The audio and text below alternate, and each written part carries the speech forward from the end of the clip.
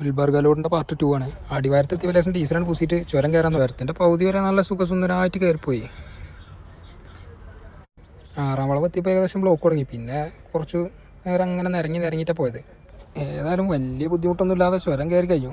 ഇടയ്ക്ക് പെട്ടെന്നൊരു മൂട് തോന്നിയപ്പോൾ നേരെ കോണിക്കുപ്പ് വായിക്കണം വിട്ടു. അതാകുമ്പോൾ പിന്നെ കാടിൻ്റെ അവിടെ പോയി കിടക്കണ്ടല്ലോ.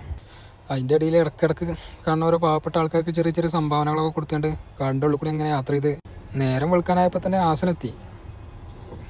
ആൾക്കാരൊക്കെ അങ്ങാടിക്ക് ഇറങ്ങുന്നതിൻ്റെ മുമ്പ് തന്നെ ടൗണൊക്കെ വേഗം പാസ്സായി പോയി. നേരെ ഒന്ന് വെളിച്ചം വെച്ചപ്പോൾ നല്ല വൈബാണ്. നല്ല തണുപ്പും ചെറിയൊരു ചാറ്റൽ മഴയും, രണ്ട് സൈഡും നല്ല വിശാലമായ കൃഷിയിടങ്ങളും. ഏതായാലും ആ കാഴ്ചകളൊക്കെ കണ്ടുകൊണ്ട് ഇങ്ങനെ കുറേ ദൂരം പോകാണ്ട്. ഇവിടെ അധികം കാണുന്ന കാഴ്ച എന്താ വെച്ചാൽ ചുറ്റുഭാഗം കൃഷിസ്ഥലം, അതിൻ്റെ നടുക്ക് ഒറ്റപ്പെട്ടൊരു വീടും അങ്ങനെയൊക്കെയാണ്. സംഗതി നല്ല രസമാണ്. ഇടയിലും ചാടിച്ചാൽ നിർത്തി ബിസ്ക്കറ്റ് ചായയിൽ മുക്കി തിന്നാൻ ഒരു പ്രത്യേക രസമാണ്. ഏതായാലും ഒരു പാക്കറ്റ് ബിസ്ക്കറ്റും ചായ കുടിച്ച് അവിടുന്ന് പുറപ്പെട്ടു. നേരെ 8 മണിയായിട്ടും ഒരു തെളിച്ചല്ല, ആകാശം മൂടി കെട്ടി നിൽക്കുന്നതാണ്. ജിഷ്ണുവാണെങ്കിൽ നല്ലോണം മൂടി പതിച്ച് കടന്നുറങ്ങണമുണ്ട്.